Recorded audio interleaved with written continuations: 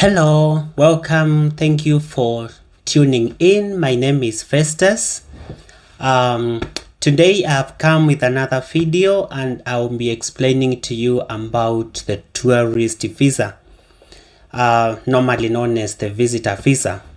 And this is subclass 600. Normally this one is the one that you apply when you are outside Australia.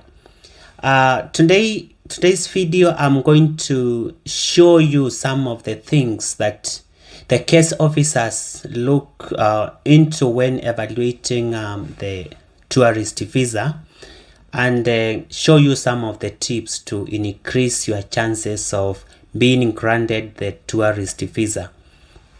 So when a case officer is evaluating your application, these are some of the things that you put into consideration. One, which is very key important thing, is the case officer wants to find out if you are a genuine visitor to Australia.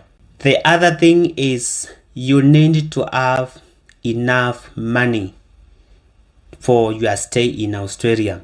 So we are going to look into each one of these into detail, and then I'll be showing you how to the things that you need to provide as an evidence for each one of them, so that you are going to build a very strong, case, so that when your case officer, goes through your application, he is fully convinced that yes, you are coming just for temporary reasons and you are not coming to stay. Before I proceed, the cost of this visa is 150 Australian dollars.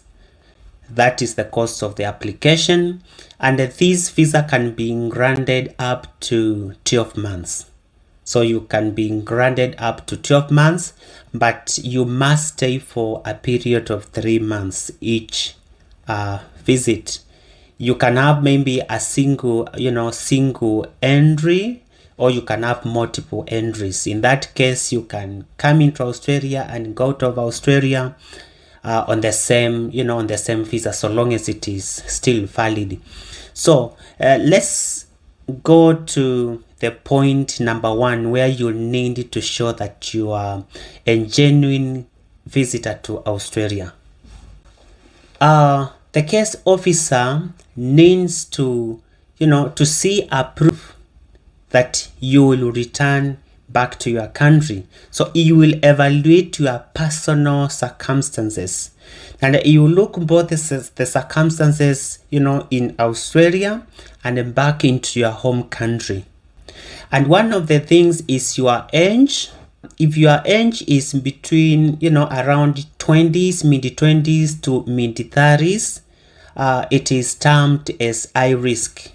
And the reason is because you've got no much attachments back home into your own country, because at this age you have not bought properties, you have got no much responsibilities, so there is less reasons for you to go back to your country. And so when you come to Australia, you may come and find new opportunities, and you find life is so good, and you say, hey, life here looks very good, so you decide to stay, or you decide to go and apply other forms of visa, of which your application for visitor visa was not the main reason. So you are not meant to use the visa to come and apply for another visa.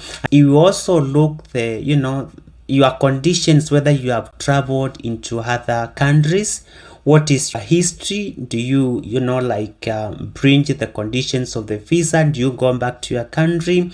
So he will look all those conditions, and if he thinks that you are a potential a risk that you may not go back to your country because you have not traveled a lot, and you cannot show evidence that you go back to your country, it can lead to to your visa refusal. That does not mean that every application, so long as you have not gone to any other country, will be refused. No, but you need to build your case very strong to prove to the case officer that you will go back to your country. You also look the situations in your country. You also look what kind of, incentives that are there compared to Australia where you are visiting.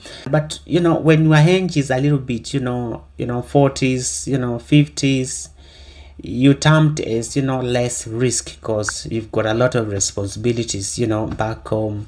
You're not necessarily coming to work. Maybe you have your pension and stuff like that.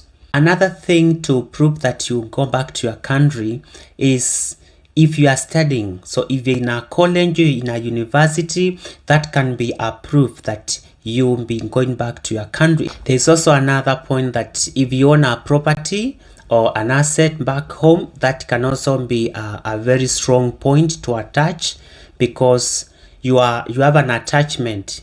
When you have properties and assets, it's hard, for you to leave those assets to move into another country. So this is a strong point that you go back to your country. So as a proof of whether you have any property, you can attach your title deed if you have any, if you own any house. But I know it is difficult when you are in your mid-30s and you have got nothing to show, because most of the people around this age have got not acquired much properties to show. But you can try as much as you can attach any evidence that you have that you'll go back to your country. Another point is that you need to show you have a strong family ties back home.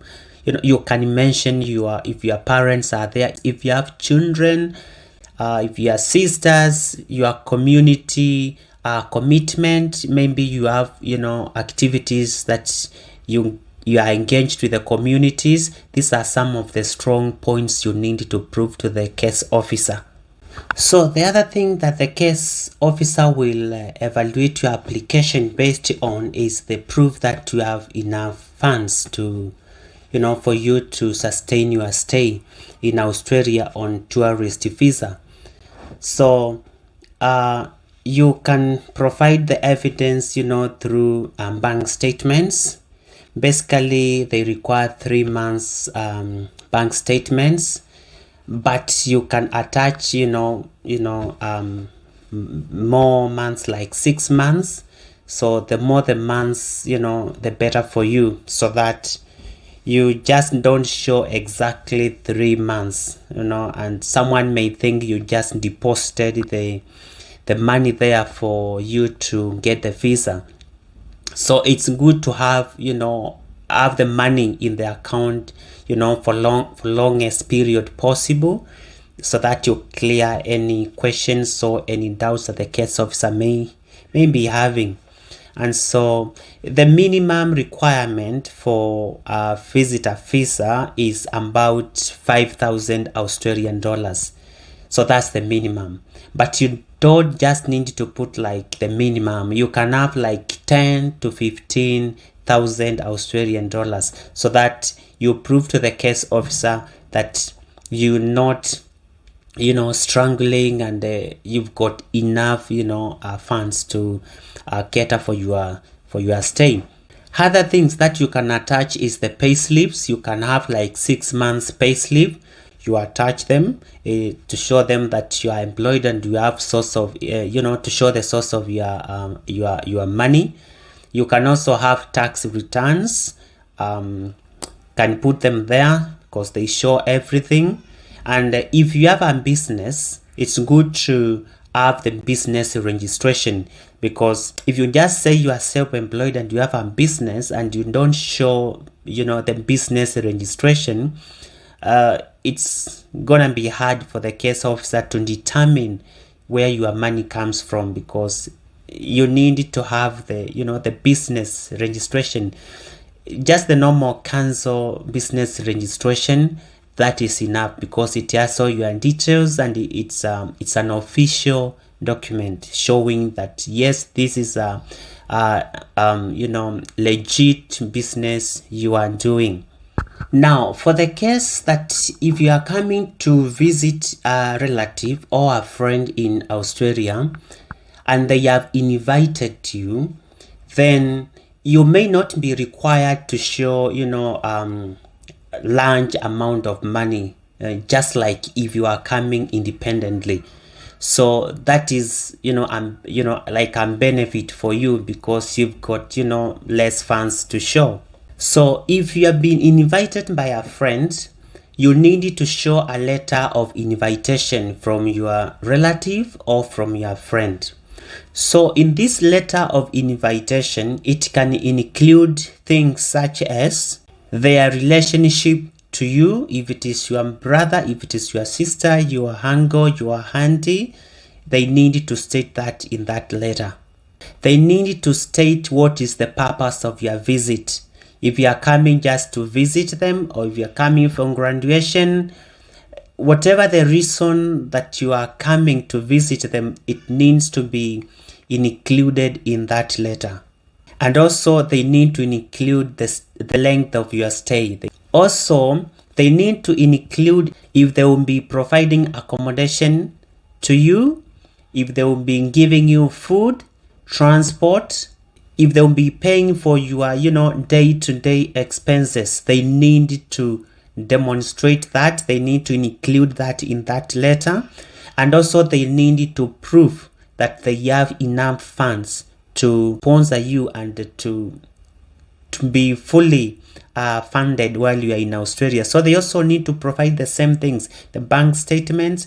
They can provide pay slips, but in Australia you only need to provide statements for only 3 months. That is acceptable.